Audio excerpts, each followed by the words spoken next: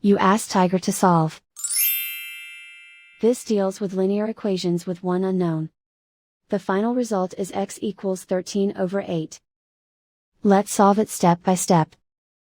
Group all constants on the right side of the equation. Add 7/8 to both sides. Combine the fractions. Combine the numerators. Reduce the zero numerator.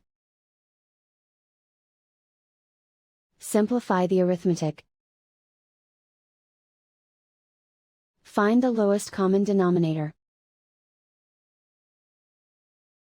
Multiply the denominators.